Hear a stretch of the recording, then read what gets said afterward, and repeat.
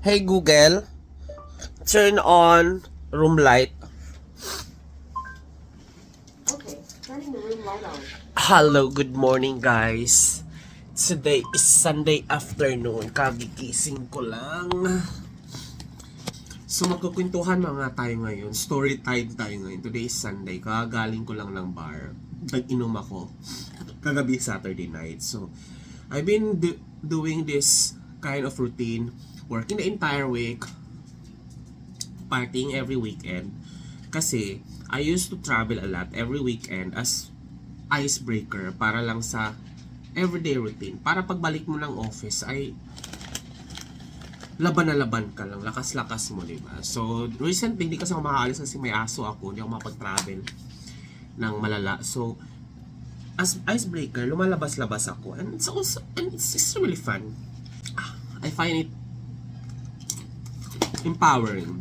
Ayan, story time nga kayo ngayon. Since I've been partying lately, this night was actually memorable. And, medyo awkward siya. Kasi I've been meeting a lot of random people, random guys, random girls in a bar set up. Last night was awkward and memorable kasi nga pag lumalabas kasi ako, every time na lumalabas ako, I enjoyed music. I enjoyed the drag show. I enjoyed meeting a lot of random people. Regardless kung may makakasama or may magsusulo ako or may grupo akong pupuntahan or not even someone na mauwi mo. So, wala akong ganong pressure sa sarili ko. And one time, kagabi, meron nag-approach sa akin asking this question.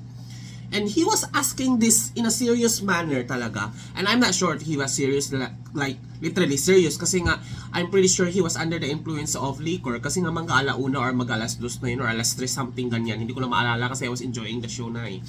So, he was asking this question, a very awkward and caught off guard talaga ako eh.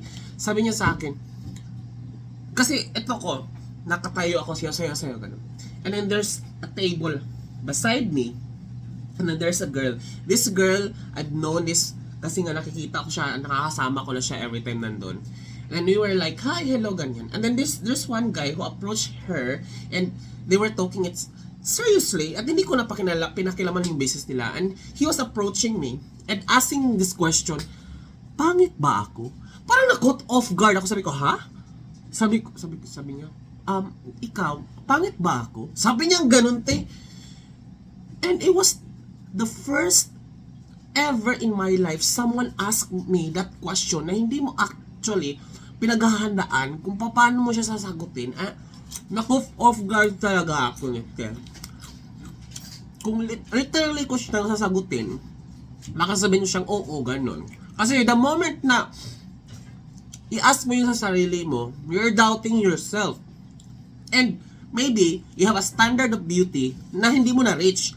And that standard of beauty was mandated at sinet ng society. Ano to, yung mga influence ng media, magazine, Instagram, maghuhubad, mga ganyan, thirst trap. And if I'm basing that standard of beauty in comparison to him, sabihin mo talaga siya, right? I mean, hindi te. The way you dress up, the way you act, the way yung posture mo, hindi talaga siya. You're confident. And the moment you ask that question, wala ka talagang confident or were you like trying to evaluate yourself? Ano ba to? Survey ba to? Thesis ba to? Parang ganun talaga kung hindi ka empathetic na person talaga. And kung sasagutin mo talaga siya right away, ako prangka pa naman ako. I was kind of caught off guard kung paano bang approach sa sasagutin ko. Para ano ba kasi para siyang nakulitan din ako in a way kasi he was asking it multiple times in front of me. And I was supposedly trying to avoid not to answer that awkward question kasi I was trying to protect him kung makamasaktan siya kung ano yung sasabihin ko kasi napaka-prank ka naman ako. Kung ganong standard of beauty is what we're trying to set, di ba? Kasi nga, macho, makinis, ganyan, thirst trap, TikTok, Instagram, ganyan yung basis natin and we've been exposing ourselves doon sa ganyang klaseng media. At wala ka doon, sasabihin ko talaga, wala ka niyan, ganyan ba? So I probe and ask him, ano ba standard ng beauty mo? Ang hirap, kasi ang lakas ng music, but try to be more empathetic. So, ano bang sabi ko? Ano bang standard ng beauty mo? What was your standard of being beautiful? And then, i-compare mo yung sarili mo doon. And, parang naano sa akin yung babae, parang, kasi sabi ko, kasi if you're gonna ask me, isa lang masasabi ko, ang ganda ko talaga. Sasabihin ko talagang ganun sa kanya. Ay, sinabi ko talagang ganun. And he was like, ganun. So, if someone asks you, am I ugly? And they're asking it in a vulnerable place, like in a bar, they were like probably having a hard and self-critical moment. And they were asking for your help. If they appear to be joking, there may be a level of seriousness part of it. And is have to be empathetic and sympathetic. Kasi kung ako, tulad-tulad ko talaga, at sinasing ako, sabi mo talaga, hindi ka maganda, te. Kasi the moment you ask that question, hindi ka na maganda. Hindi nakakaganda yung ganyang question. But they're probably asking you for your supported feedback. Even the strongest and confident person will ask, am I ugly? In a certain era sa buhay mo. Everyone gets their self-esteem or confidence knocked out. Maybe may mga triggering factor outside ng mga surrounding nyo. Maybe he was comparing himself doon sa madlang people, sa crowd, and he did not actually see himself na fit in doon. And nagkaroon lang siya ng lakas na tanungin siya in random people kasi lasing siya. And meron na talaga siyang ganong triggering question kahit siya sober. Pwedeng tinatanong niya sa sarili yun, nagkaroon lang niyang i-verbalize kasi nga lasing siya that time. And hindi lang siya ako tinanong ha, dumating yung waiter and he was asking even directly to the waiter, pangit ba ako? Caught off guard. Three of us, the girl, the second na ako at yung waiter, medyo caught off guard and awkward siya sasagutin. But ako lang yung nagsagot na, what is your standard of beauty? So, kung ikaw, this is your moment to show up as supportive and empathetic. Pag mga ganun. Kasi nga, for me, remember that this person may ask you for help.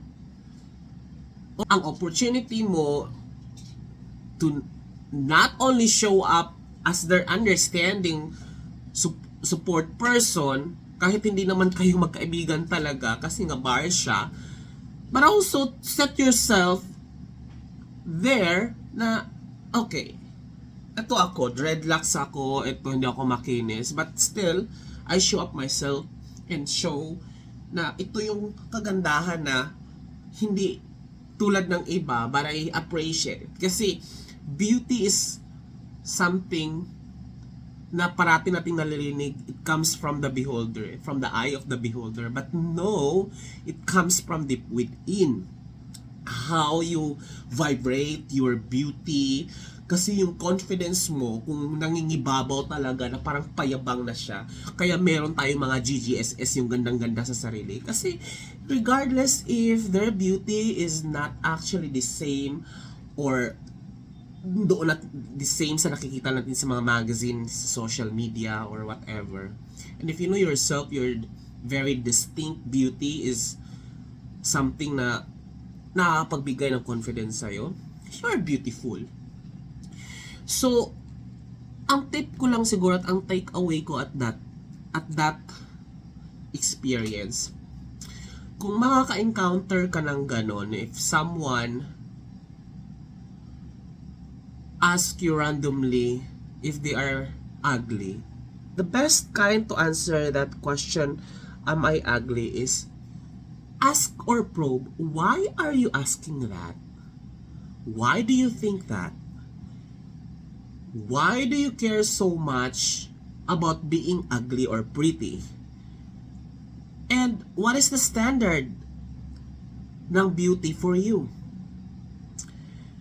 So, medyo rude lang kasi nga, you answered another question. But that's something na you have to ask para at least alam mo kung ano yung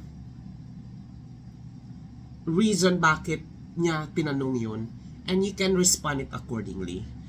na it's in more on professional manner.